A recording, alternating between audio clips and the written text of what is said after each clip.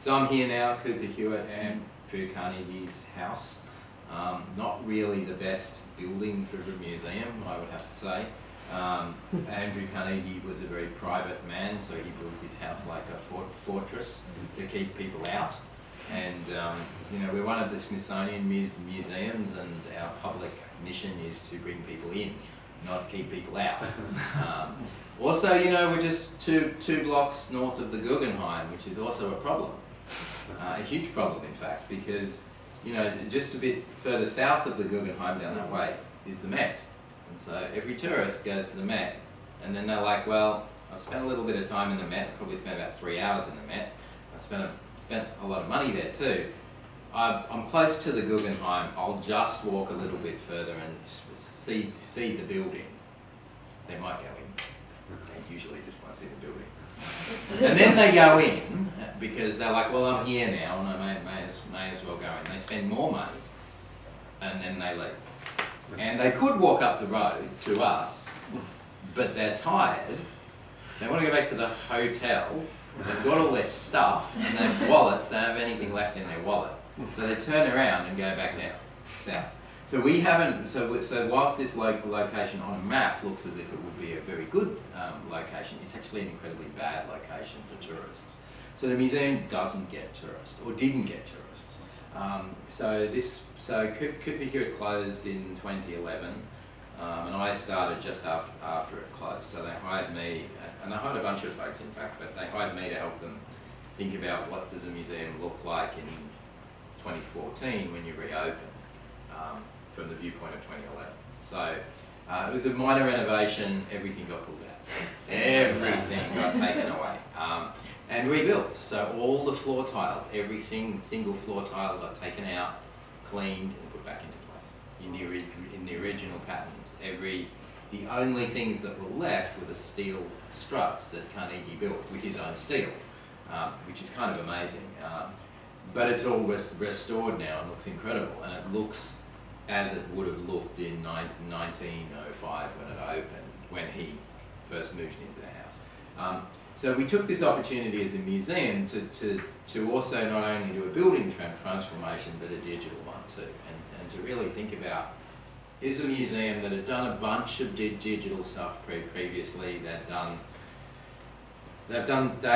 some apps for exhibitions. They'd done some media guide stuff. They'd started to do some work on badging for education. So schools could, teenagers could come and earn badges as they went into stuff. I'm not a big fan of badges, as you probably guessed from how I talk about them, but that was the thing. So they were doing things, but they were very, it wasn't coordinated very well. There was no position steering all those things towards a single goal or mission. It was a lot of scattered work, primarily around exhibits and primarily marketing based, which is great, except it doesn't help you change the institution.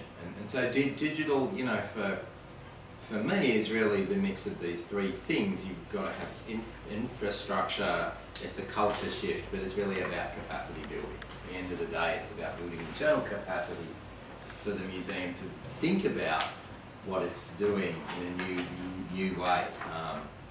Digital is not going away. The internet's not going away, although sometimes I talk to museum people and they still talk, and library people too, they still talk about the time when the internet won't be there. And I'm like, that's not going to happen, I'm sorry. The power might go out, yeah, but it's not going away. So, you know, in the past we would talk, when we spoke about the web, we'd talk about going to the computer and logging on to the internet. And we don't do that anymore. It's just everywhere. It's in your pocket, and you don't separate that sense. And this has happened very fast. I don't think, you know, if we look back even to 2007, before the iPhone, it was still not a sense. You would still go on the internet, and you would talk about going on the internet, and you would go to a place that would let you get on the internet, which was either your computer or the library or wherever. It was never your phone, because just the old internet on your phone was terrible. What we think we should do with the web and the internet. So I always talk with my teams and my board in New York and my colleagues at the museum is that really, you know, we talk about digital strategies and we talk about business strategies and all of this, but in fact what we're really trying to do is build structures that can survive change.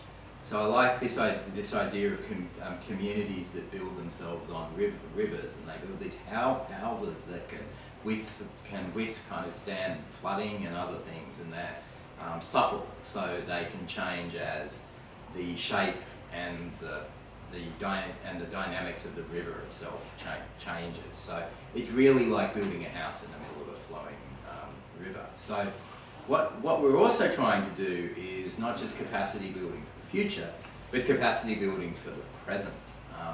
This is particularly important in museums because museums are traditionally about dealing with the past, and so they don't think so much about what do they need to do to collect and preserve the present.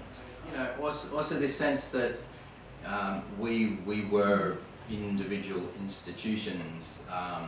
We no longer have to be. We can be a network of museums, and certainly in Australia, some of the stuff my teams were running there were aggregators for all the museums and libraries across Australia. You know, we would run the services that would build those systems, and the Powerhouse had been running those from 1995 through to about 2010. And so that sense of being able to have cross-institutional search and cross-institutional systems as well was something that in Australia we were doing a lot of interesting work in. Less of that in America, of course, but that's just the way it is, I guess. And you know, Europeana here is doing interesting work in that kind of regard. But I think that there's a lot of space for things that aren't Europeana to exist as well, and there certainly should be on citywide levels and national levels too. I think you know Peter's stuff at the New York Public Library. I think the public library network is a good model potentially for small museums as well, small to medium-sized museums to share resources, share infrastructure and processes at least.